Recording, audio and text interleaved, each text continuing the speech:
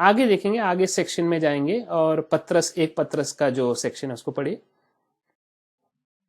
आइए देखते हैं पहला पत्रस और उसका दूसरा अध्याय 21 से 25 तक पढ़ते हैं। मसीह के हर एक संदर्भ पर और उसके सर्वनाम पर निशान लगाते हैं क्रूस का। पाप पर प कर लिखकर निशान लगाते हैं। पहला पत्रस दूसरा अध्याय 21 से 25। और तुम इसी के लिए बुलाए भी गए हो, क्योंकि मसीह भी तुम्हारे लिए दुख उठाकर तुम्हें एक आदर्श दे गया है कि तुम भी उसके पद चिन्हों पर चलो।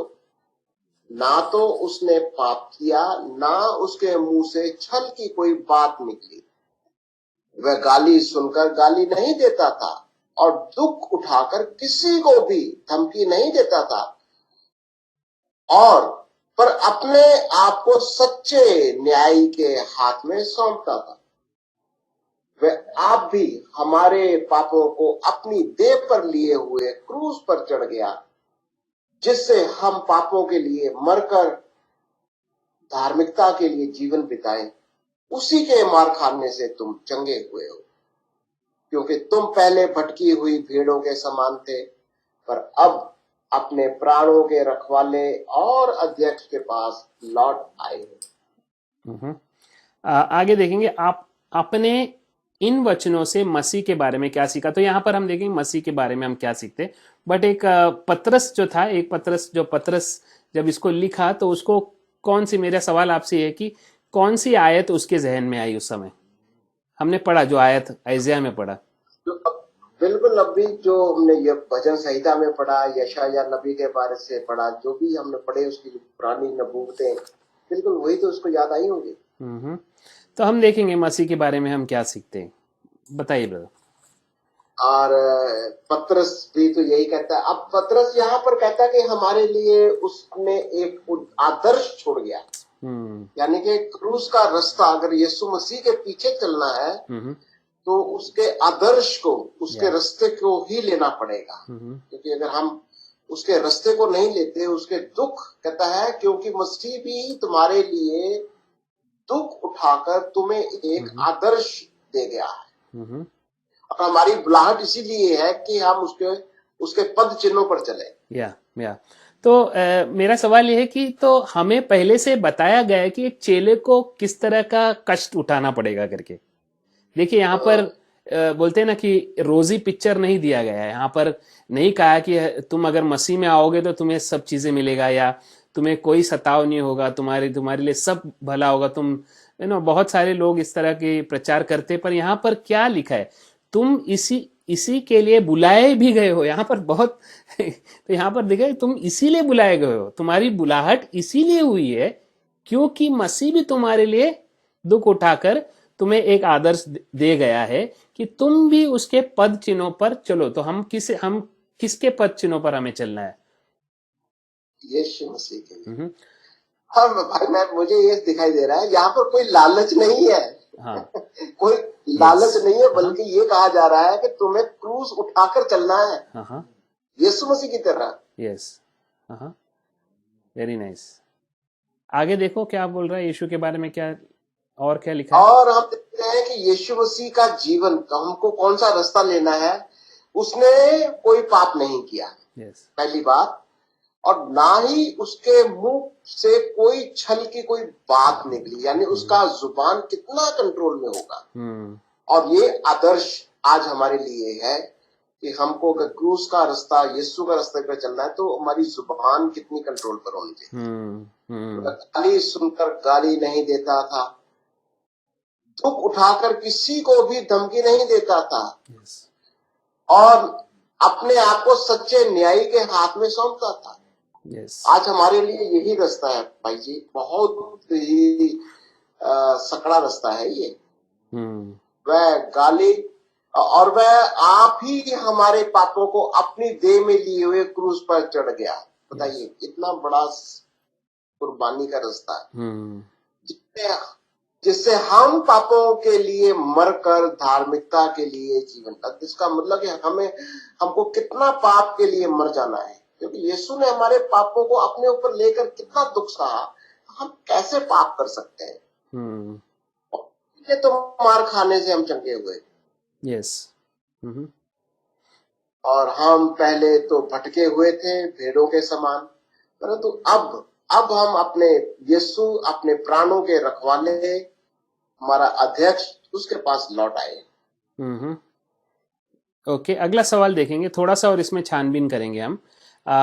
यीशु ने अपनी देह पर क्या ले लिया, क्यों? तो यहाँ पर देखेंगे 24 में, यीशु ने अपनी देह पर क्या लिया और क्यों?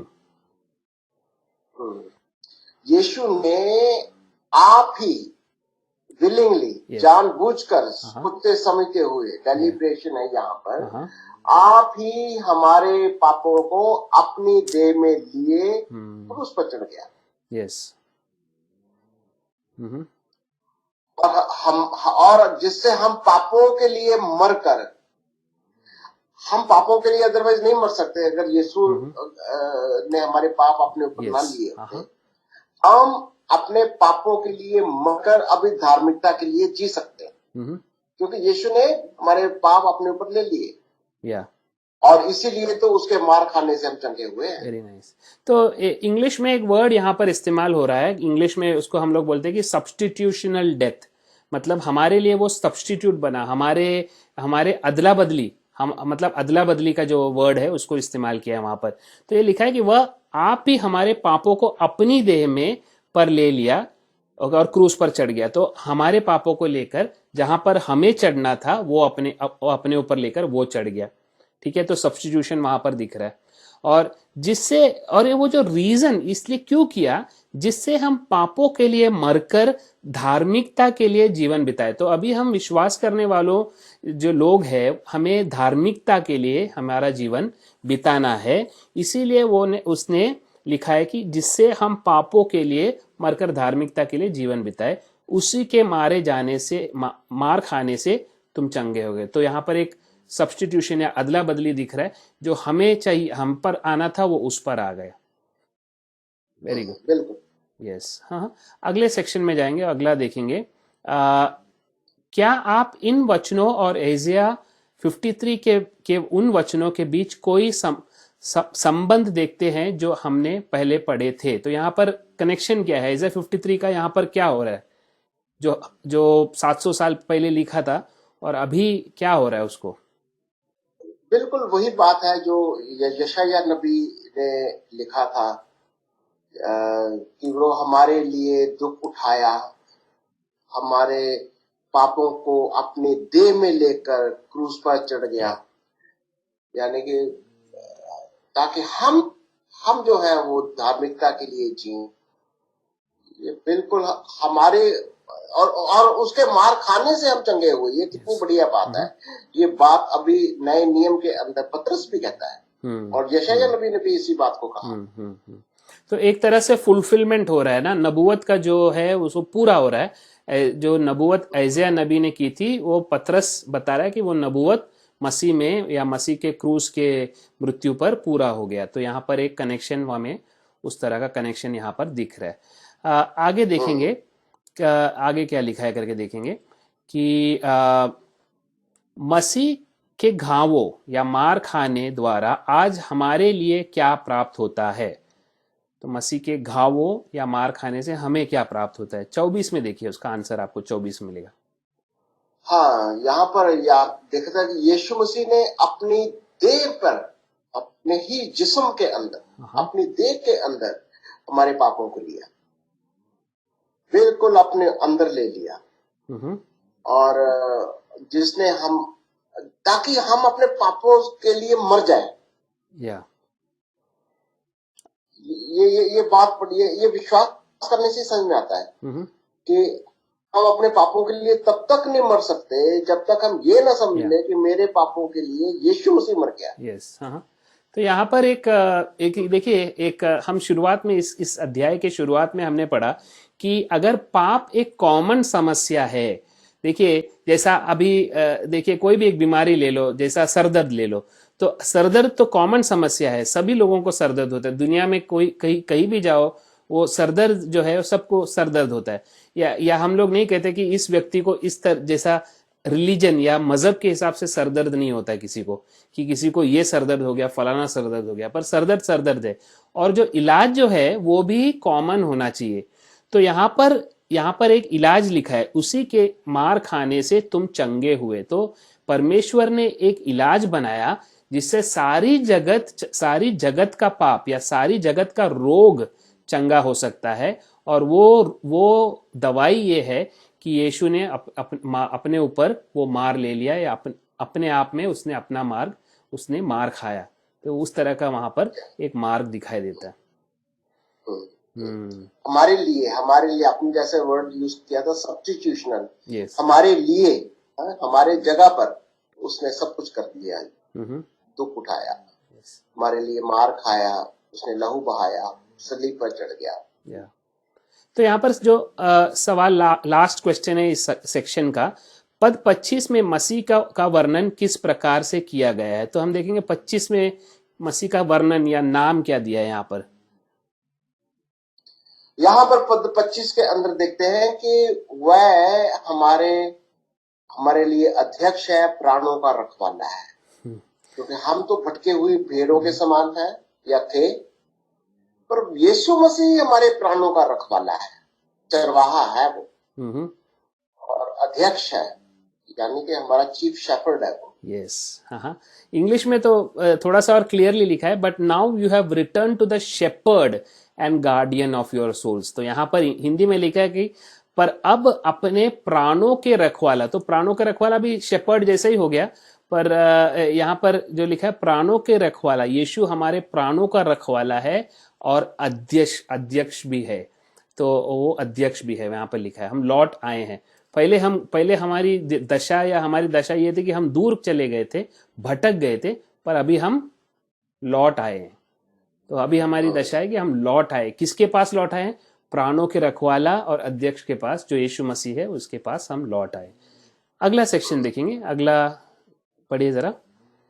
आइए देखते हैं रोमियो 5 उसका 6 से 10 को पढ़ते हैं। मसीह के हर एक संदर्भ और सब सर्वनाम पर हम क्रूस का निशान लगाते हैं, और हम हमारे पर जो सब विश्वास करने वालों की ओर संकेत करता है, उसको रेखांकन करेंगे, अंडरलाइन करेंगे उसको। रोमियो 5 का 6 से 10। क्योंकि जब हम देख रहे हैं, वहीं पर अंडरलाइन हो गया। yes. हम निर्बल ही थे, तो मसीह पर क्रूस का ऐसे निशान लगते जाएंगे।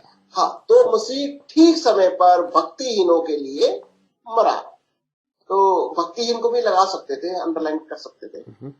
किसी धर्मी जन के लिए कोई मरे, ये तो दुर्लभ है, परंतु हो सकता है कि किसी भले मनुष्य के लिए कोई मरने का भी साहस करे। परंतु परमेश्वर हम पर अपने प्रेम की भलाई इस रीति से प्रकट करता है कि जब हम पापी ही थे, तब भी मसीह हमारे लिए मरा। अतः जबकि हम अब उसके लहू के कारण धर्मी ठहरे, तो उसके द्वारा परमेश्वर के क्रोध से क्यों ना बचेंगे? क्योंकि बैरी होने की दशा में उसके पुत्र की मृत्यु के द्वारा हमारा मेल परमेश्वर के साथ हुआ, तो फिर मेल हो जाने पर उसके जीवन के कारण हम उद्धार क्यों ना पाएंगे? अतिरिक्त जानकारी भी देख लेते हैं। धर्मी ठहरने का अर्थ परमेश्वर की दृष्टि में धर्मी बना देना और घोषित करना है। मेल करने का अर्थ है कि परमेश्वर के साथ अपने संबंध को पुनः स्थापित करना। परमेश्वर के साथ हमारा मेल होता है और हम उसके कोप से बचा लिए जाते हैं। ओके, अब सवाल जवाब में जाएंगे। आपने इन वचनों से मसीह के बारे में क्या सीखा? तो यहाँ पर हम देखेंगे मसीह के बारे में, जहां पर भी हमने क्रूस का निशान लगाया है। बताइए कि मसीह के बारे में हम क्या सीखते हैं। यहाँ पर लगता है कि एक समय निर्धारित था, ठीक समय, लिखा है ठीक समय पर। यानी कि ये नहीं है कि अचानक आया यीशु संसार में, वो ठीक समय पर भक्तिहीनों के लिए मरा। Very good. 8 में और देखें। 8वीं आयत में देखते हैं यहाँ पर जो निशान लगा कि जब हम पापी ही थे तभी मसीह हमारे लिए मरा। या तो 8 में लिखा है पापी थे तो हम मसीह हमारे लिए मरा। और दूसरा 8 में ये भी लिखा है कि परंतु परमेश्वर हम पर अपने प्रेम की भलाई इस रीति से प्रकट करता है। तो हमें परमेश्वर दिखाता है, या परमेश्वर अपना स्वभाव जो है, प्रेम का स्वभाव इस रीति से दिखाता है कि जब हम पापी ही थे तब मसीह हमारे लिए मरा। आगे देखो 9 में कुछ लिखा है। 9वीं आयत के अंदर बड़ा बहुत एकदम से ठोस बात आ रही है। हम उसके लहू के कारण धर्मी ठहरते हैं, उसके लहू के द्वारा। यस। अगर हम उसके द्वारा और उसके द्वारा यानी उसी मसीह के द्वारा परमेश्वर के क्रोध से क्यों ना बचेंगे। इसका मतलब परमेश्वर का दंड, क्रोध हमारे से हट गया। Yes, very nice. 10 में देखें। और 10वीं आयत के अंदर यीशु के या मसीह के मृत्यु के द्वारा हमारा मेल परमेश्वर के साथ हुआ। और मेल हो जाने से मसीह के जीवन के कारण हम उद्धार क्यों ना पाएंगे। यस, बहुत सारी चीजें यहाँ पर लिखा है। यहाँ पर मसीह के द्वारा हमें क्या मिलता है। अगले सवाल में देखेंगे। अगला सवाल बहुत इंटरेस्टिंग है। इनफैक्ट ये मेरा एक फेवरेट क्वेश्चन है। यहाँ पर देखेंगे, आपने इन वचनों से मनुष्य की दशा के बारे में जो कुछ जाना उसकी सूची बनाए। तो ये हम अभी हमारी सूची, हमने मसीह का सूची तो बना लिया, पर हम हमारी बायोडेटा बनाएंगे। यहाँ पर 6 से देखेंगे कि हमारे बारे में कितनी अच्छी अच्छी चीजें लिखी हैं। वहां पर 6 से देखिए हमारी क्या बायोडेटा थी, हमारी दशा क्या थी मसीह में आने के पहले। एक एक करके बताइए। क्वालिफिकेशन नंबर 1, क्वालिफिकेशन नंबर 2, इस तरह बताइए। यहाँ पर तो सारी की सारी बहुत ही गड़बड़ की पॉलिसी है हमारी। हम निर्बल हैं, बहुत कमजोर। या जब हम निर्बल थे तभी मसीह आया, ठीक समय पर। हम भक्तिहीन थे। ओके, दिखाई दे रहा है, हम भक्तिहीन थे तभी यीशु हमारे लिए मरा। तो एक व्यक्ति निर्बल कब हो सकता है? निर्बल मतलब कोई भी शक्ति उसमें बिल्कुल बिना शक्ति का आपको क्या होता है, कुछ भी तो नहीं होता। और दूसरा क्वालिफिकेशन वहां पर लिखा हमारे बारे में कि भक्तहीन। यहाँ पर इंग्लिश में तो और भी इंटरेस्टिंग दिया कि अनगॉडली, मतलब कि मतलब परमेश्वर का कुछ भी गुण नहीं है हमारे अंदर, मतलब सब उल्टा गुण है हमारे अंदर। तो भक्तहीन ना, भक्तहीन दूसरा क्वालिफिकेशन। 7वें वचन में जाइए, वहां पर क्या क्वालिफिकेशन लिखा है?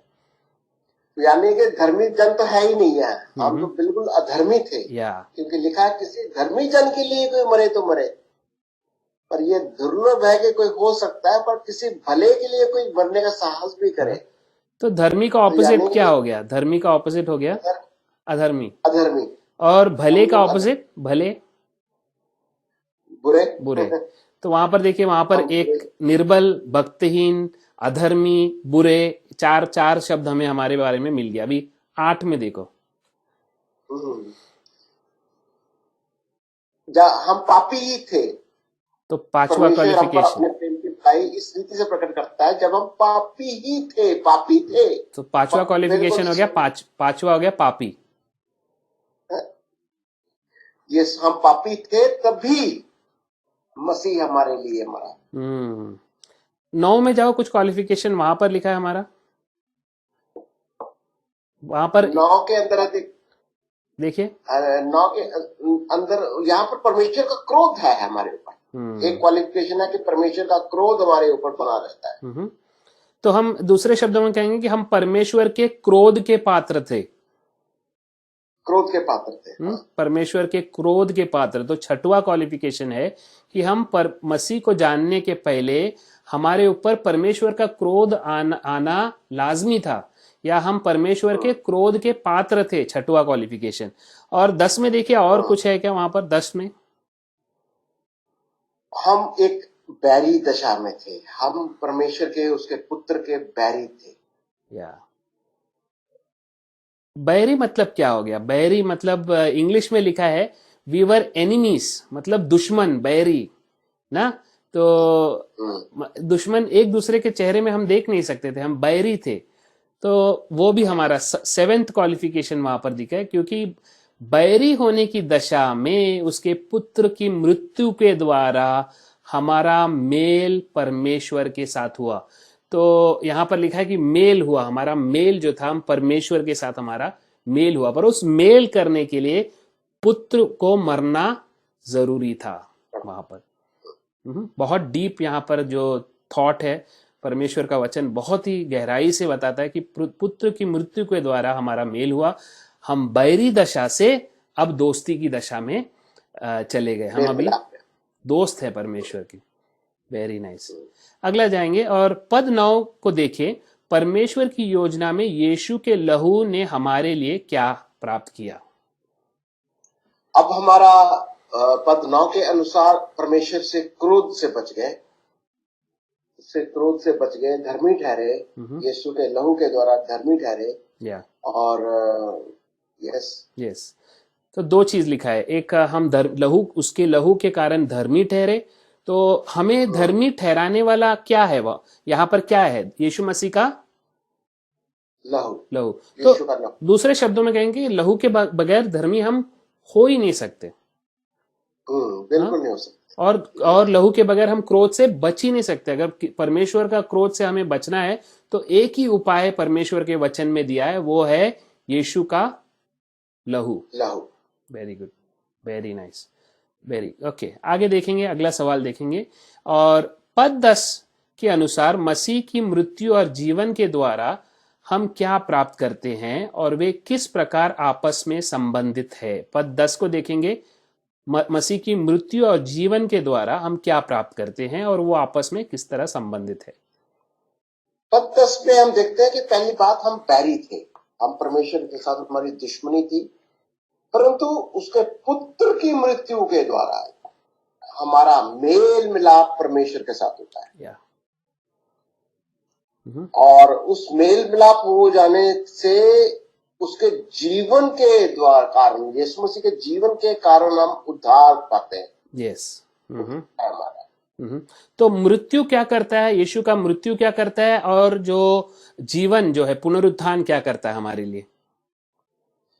उसके मृत्यु के द्वारा हमारा मेल मिलाप होता है और जीवन के द्वारा हम उद्धार पाते हैं। तो 2 चीज लिखा है कि मृत्यु के द्वारा, यीशु मसीह के मृत्यु के द्वारा हमारा मेल मिलाप परमेश्वर के साथ होता है, नंबर 1। और नंबर 2, पुनरुत्थान या उसके जीवन के कारण हमें उद्धार प्राप्त होता है। अगर वो मर के जिंदा नहीं होता तो हमारा विश्वास करना क्या है? व्यर्थ है। क्या मतलब हो गया? अगर वो मर गया और दूसरों के समान मर गया, लोग क्या कहेंगे? ठीक है, अच्छा मनुष्य था या अच्छा नबी था, उसको मार दिया। पर यहाँ पर मरा और तीसरे दिन जी उठा, इससे हमें किस तरह उद्धार मिलता है? इसे हमें ये आश्वासन या ये गारंटी मिलता है कि एक दिन हमारा भी इस प्रकार उद्धार होगा। हमारा उद्धार आत्मिक रीति से ही नहीं, पर शारीरिक रीति से भी एक दिन हमारा उद्धार होगा। यहाँ पर इसीलिए लिखा है, हम उद्धार क्यों ना पाएंगे, या दूसरे शब्दों में जरूर पाएंगे ना, यहाँ पर लिखा है। Very good, okay. और एक सेकेंड, एक और सवाल देखेंगे। ये जो लागूकरण का क्वेश्चन है, ये बहुत इंपॉर्टेंट सवाल है, क्योंकि इंडक्टिव बाइबल स्टडी या विवेचनात्मक बाइबल अध्ययन में 3 प्रकार के स्टेप्स है। नंबर 1 ऑब्जर्वेशन, निरीक्षण करना, नंबर 2 इंटरप्रिटेशन या मतलब निकालना, और नंबर 3 जो हो गया वो एप्लीकेशन या लागूकरण। तो ये लागूकरण का सवाल है, क्या मसीह के द्वारा क्या आप धर्मी ठहरे हो? तो ये सवाल हमें अपने आप से पूछना है, आपको अपने आप से पूछना है कि मसीह के द्वारा क्या मैं धर्मी ठहरा हूं? आपका मेल और उद्धार हुआ है? क्या आपका परमेश्वर के साथ मेल और उद्धार हुआ है? क्या आपको लगता है कि यह जरूरी है? तो इसका ये सवाल आप अपने आप से पूछना है, हमें अपने से पूछना है कि क्या ये आपको लगता है कि जरूरी है? इसको स्वीकार करना क्या ये जरूरी है?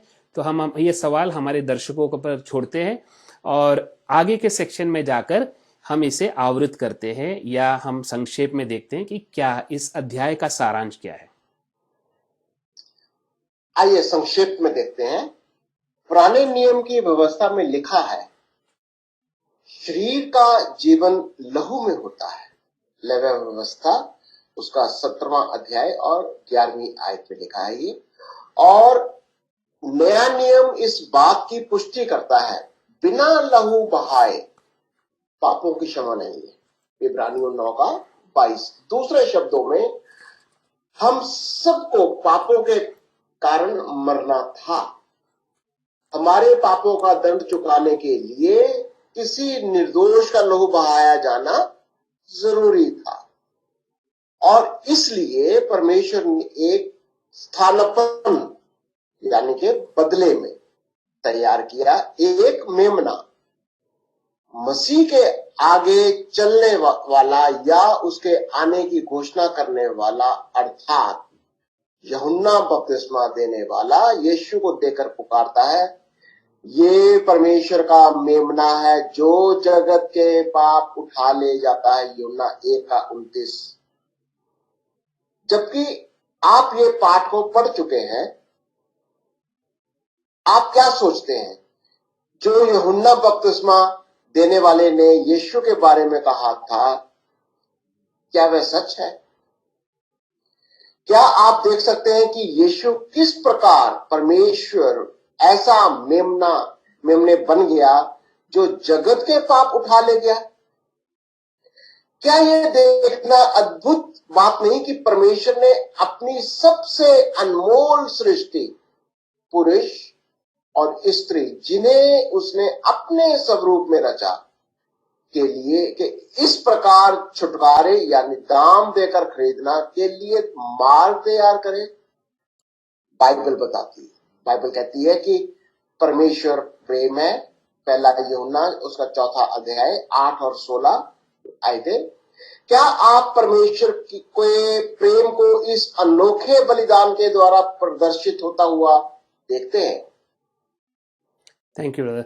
तो हमने इस अध्याय में देखा कि परमेश्वर या प्रभु यीशु मसीह का मृत्यु और क्रूस पर चढ़ाया जाना। हम यहाँ देखते हैं कि यूहन्ना बपतिस्मा देने वाला यीशु मसीह को देखकर कहता है कि ये परमेश्वर का मेमना जो जगत के पाप को उठा ले जाता है। तो हमने देखा कि किस तरह यीशु मसीह हमारे, मेरे, आपके और जगत के पाप के लिए मरा और तीसरे दिन जी उठा। तो हम अगले एपिसोड में देखेंगे कि यीशु मसीह कैसे परमेश्वर का पुत्र मरकर तीसरे दिन जी उठा। उसकी रिजरेक्शन या पुनरुत्थान के बारे में अगले एपिसोड में पढ़ेंगे। हमारे साथ जुड़े रहिए। हम विश्वास करते हैं कि इस अध्याय से आपको आशीष पहुंचा है। प्रभु का आशीष आपके साथ। God bless you. Thank you. Get in touch. Call us on +91 86550 83302 or email us at info@preceptindia.org. You can also find us on www.preceptindia.org. God bless you.